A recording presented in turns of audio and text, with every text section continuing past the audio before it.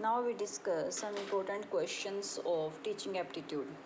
Last video में हमने 11 question किए थे शायद ना, इसके इम्पोर्टेंट क्वेश्चन थे वो भी, और अब हम नेक्स्ट 15 क्वेश्चन आज करेंगे जो कि प्रीवियस ईयर में आए हुए क्वेश्चन हैं।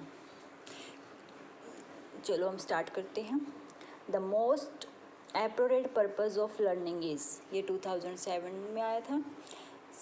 तो इसका क्या है हमारा एप्रोप्रिएट पर्पस लर्निंग का? Personal adjustment, modification of behaviour, social and political awareness, preparing one self for employment. तो इसमें क्या होगा? क्या सिर्फ लर्निंग हमें एम्प्लॉयमेंट के लिए प्रिपेयर करती है, पॉलिटिकल अवेयरनेस करती है, बिहेवियर मॉडिफिकेशन करती है, पर्सनल एडजस्टमेंट करती है? मैंने कल भी कहा था वीडियो पॉज करके पहले इसमें आंसर देने की कोशिश किया करो। और इसका आंसर ये है मॉडिफिकेशन ऑफ बिहेवियर। जो इसमें जो बेस्ट ऑप्शन है वो हमारा यही है कि मॉडिफिकेशन करते हैं ये बिहेवियर में। लर्निंग के देखो बहुत से पर्पस होते हैं, पर हमें देखना है ऑप्शन के अकॉर्डिंग कि इस ऑप्शन में बेस्ट क्या है। ठीक है। Next is the student who keep in asking question in the class should be. अगर क्लास में बच्चा क्वेश्चन पूछे तो क्या करना चाहिए? ये भी 2007 में आया था। Encourage to find answer independently, advise to meet the teacher after the class, encourage to continue questioning, advise not to disturb during the lecture. तो क्या होगा? फाइंड आंसर इंडिपेंडेंटली ये तो नहीं कह सकते कि तुम खुद ढूंढ लो, वैसे करते हैं कोशिश सेल्फ, पर कोशिश क्या, तो वो टीचर तो यही कहेगा ना कि मुझे क्लास के बाहर मिलो बाद में। तो इनकरेज द कंटिन्यू क्वेश्चन या फिर एडवाइस करना कि आप डिस्टर्ब ना करो, ये तो हो नहीं सकता। आपको क्वेश्चन के समझना है और उसके अकॉर्डिंग हमें ऑप्शन के अकॉर्डिंग जाना है। अकॉर्डिंग टू ब्लूम, देखो पिछली बार ब्लूम टैक्सोनॉमी बताई थी मैंने आपको, तो ये क्वेश्चन आज आ भी गया, 2018 में आया था। Traditional taxonomy the highest level क्या था उसमें? कोशिश करो माइंड में लाओ। तो दैट इज़ क्या था? एवेल्युएटिंग, कॉम्प्रिहेंशन, एनालाइज, एप्लीकेशन क्या था सबसे हाईएस्ट पे? That is evaluation. Dyslexia is associated with, dyslexia किस बिहेवियर को प्रॉब्लम है? जो वो मेंटल डिसऑर्डर की है, बिहेवियर डिसऑर्डर की है, रीडिंग की है या राइटिंग डिसऑर्डर की है? तो that is reading disorder, dyslexia. Who develop the theory of multiple intelligence, multiple intelligence की थ्योरी किसने डिवेल्प की थी? ये थी हार्वर्ड गार्डनर ने। और इन थ्योरी के बारे में बताऊंगी, और जो भी ये थ्योरी है इनकी फुल वीडियो हम लास्ट में फिर बनाएंगे कभी। विच one of the social characteristics of a learner, याद रखना हार्वर्ड गार्डनर ने दी थी मल्टीपल इंटेलिजेंस की। Which one of the social characteristics of a learner?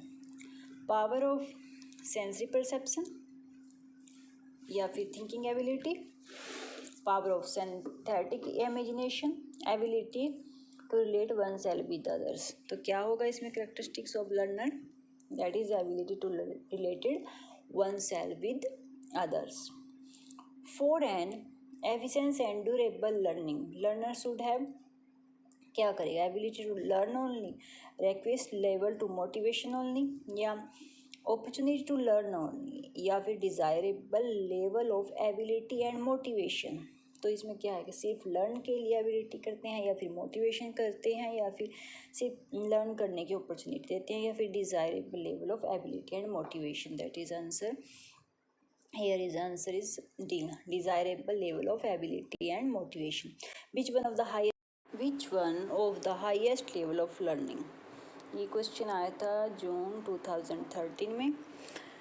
तो हाईएस्ट लेवल क्या है लर्निंग का? Chain learning, problem solving learning, stimulus response learning, या कंडीशनिंग रिफ्लेक्स लर्निंग?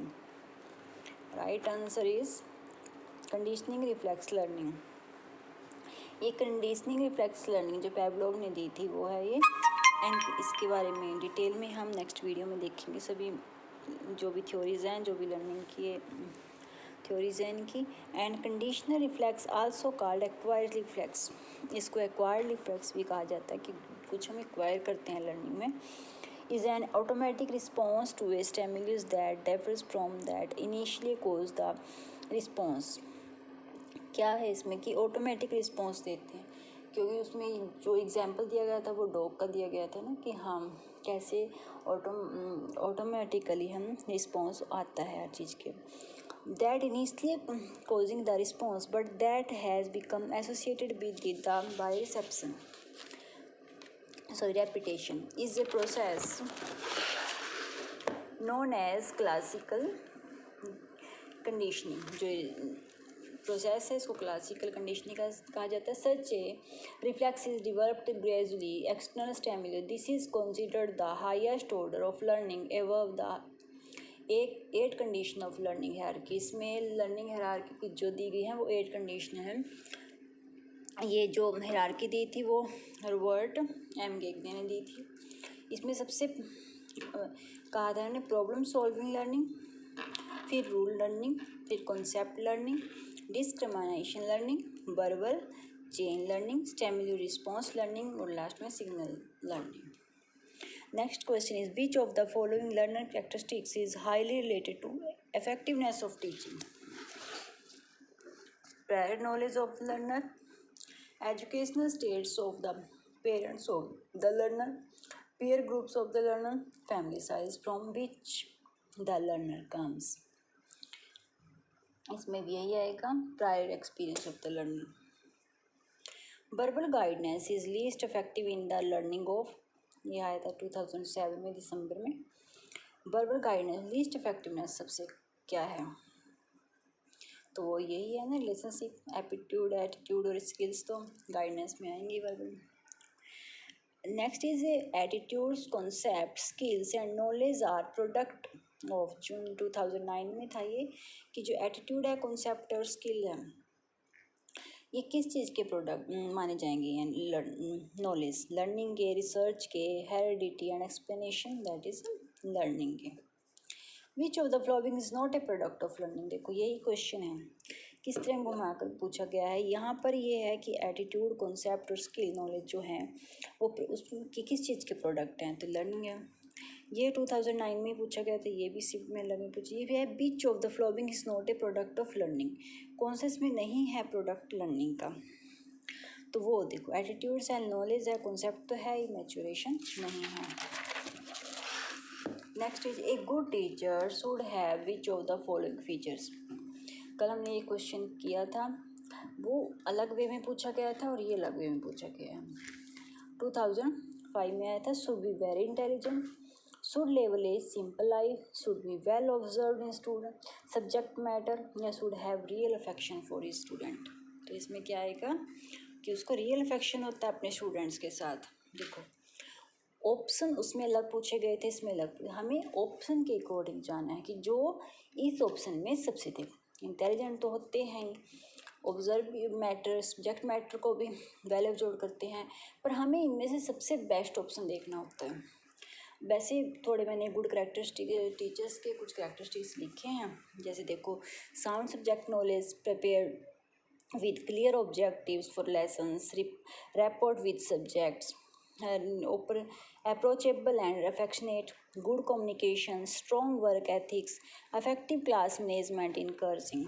ठीक है, unless the teacher is kind and affectionate towards the student, the connect essential between the two for smooth flow of effective communication will be lacking. अगर अच्छा affection नहीं होगा teacher student का, तो affective जो communication होती है वो लेक हो जाती है.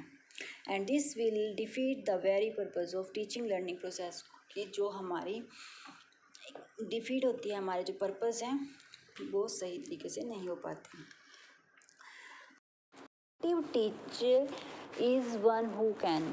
क्वेश्चन 14, ये दिसंबर 2005 का है. Control the class, give more information in class and motivate student to learn, correct the assigned carefully. Affective teacher वो होगा जो मोटिवेट करेगा स्टूडेंट को लर्न के लिए. विच of the following comprise teaching skills. Black board भी है, क्वेश्चनरी भी है, एक्सप्लेनिंग भी है, ये सब टीचिंग स्किल्स हैं. ऑल ऑफ द वर्ड 2006 में आया था. जो पीछे उनमें ऑप्शन थे, एल्बर्ट बिनेट, एल थर्स्टन और चार्ल्स पियरमैन, अभी हमने पीछे देखा था, तो वो अल्बर्ट बीनेट ने दी थी इंटेलिजेंस थ्योरी, एल थर्स्ट ने दी थी multi factor theory of intelligence और चार्ल्स स्पीयरमैन की थी टू फैक्टर थ्योरी। इन थ्योरीज को हम डिटेल में नेक्स्ट क्लासेस आगे आने वाली क्लासेस में पढ़ लेंगे। आज के लिए क्वेश्चन थे 15 क्वेश्चन। नेक्स्ट वीडियो में हम और क्वेश्चन बनाएंगे। अगर आपको अच्छी लगे वीडियो तो प्लीज़ लाइक और सब्सक्राइब जरूर कर दिया करो। Thank you.